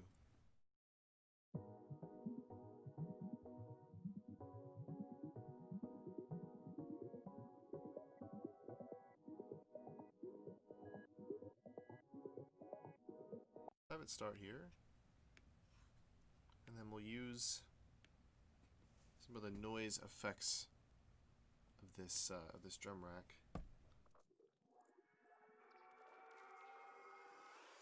It's a transition, so I'll take a MIDI clip here, and then draw in that note.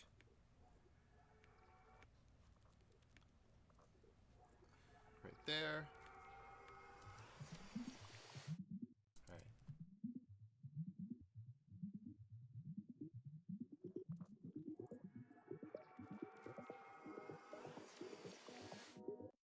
Could have probably brought it back here.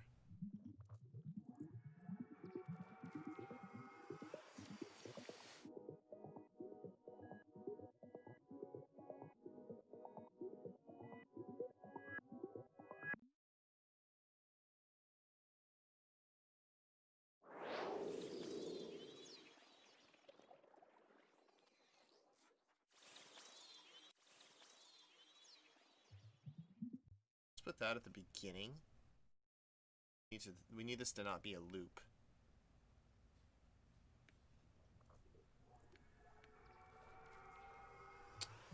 Fine, make it a loop. Oh, okay, of course. Of course, that note got thrown off. Is that where it was before? Yeah, okay, let's just consolidate this. Drag this to the beginning.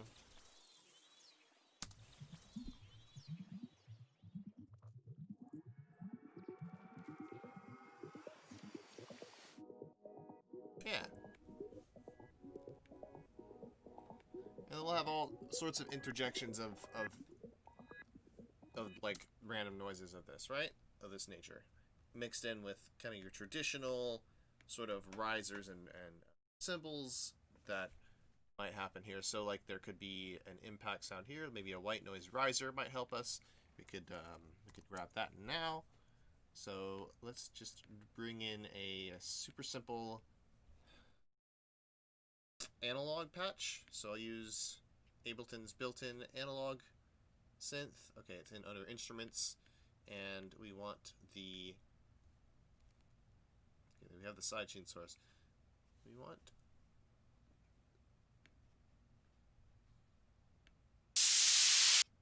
Something like that, right?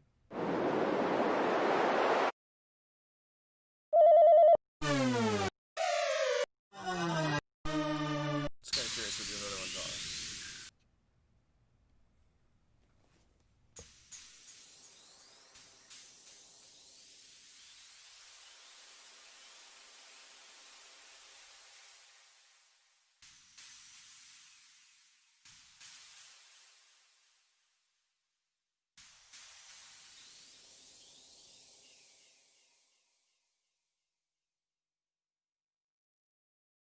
Okay, let's try that. We're going to use a filter as well.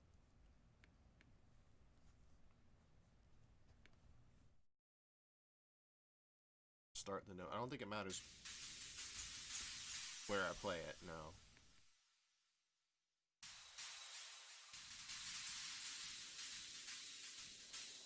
Actually, it might.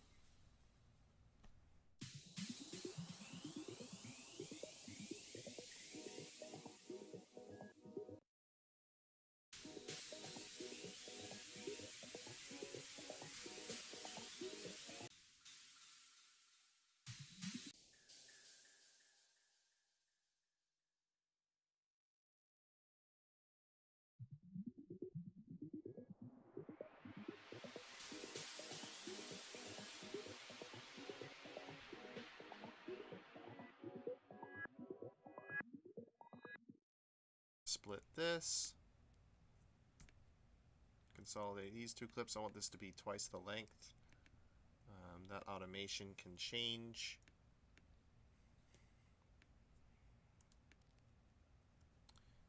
And these two notes can combine or not. Oops, not what I meant to do there.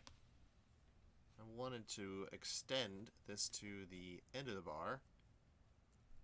That way we have a nice white noise sweep, and we'll combine this with the noises and hear how it sounds. Also, let's make sure that we have all of them in the group that we'd like them to be. So this will drag back into the background effects group, and I will go ahead and color them appropriate today.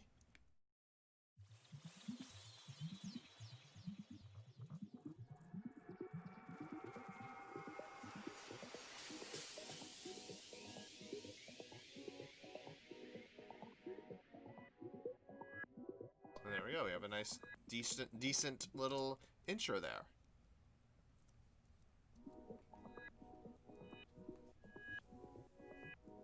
We could even have this be a slower pace. So it could be at an 8th note, and then automate up to a 16th note here, like that.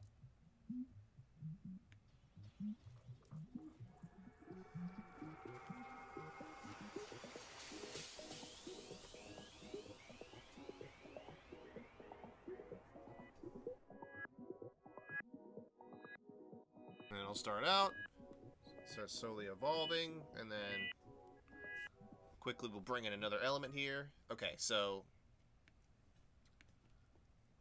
we'll do some markers. So add locator. This will be our intro.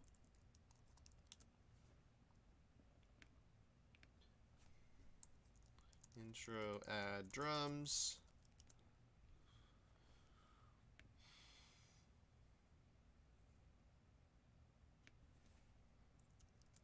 Intro brighter, I'll just say.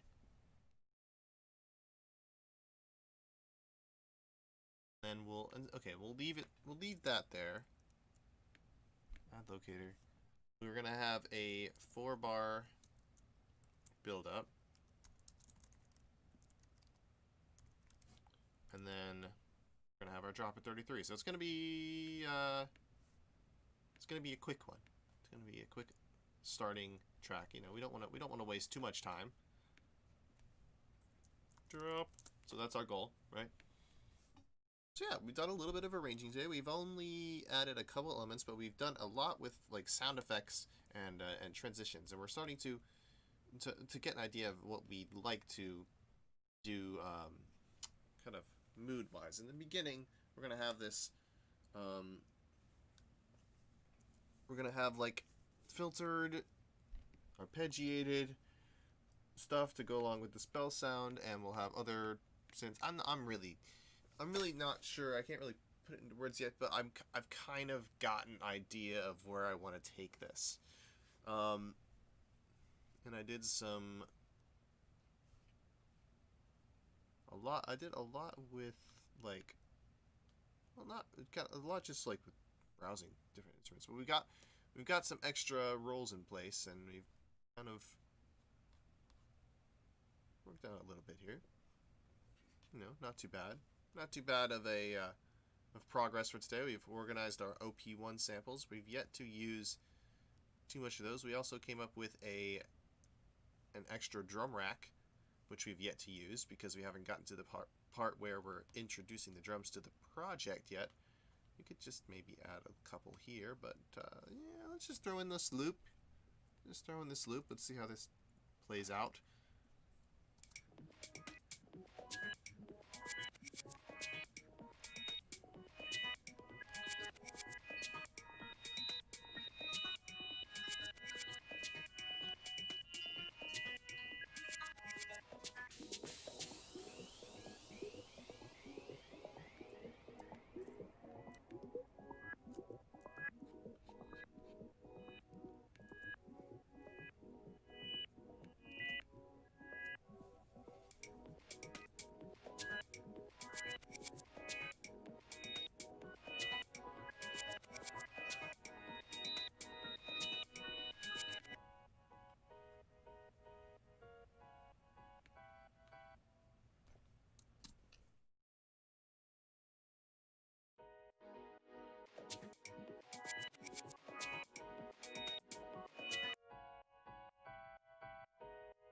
these a little bit more aggressive. Well, no wonder they're low velocity. Let's bring the velocity up of all these. Or maybe in the second half we'll bring the velocity up. Okay, select all. Grab these bars. Okay, both places. We'll do both places.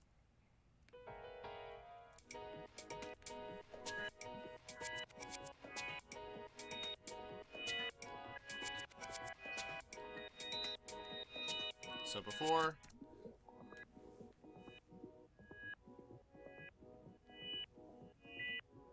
and then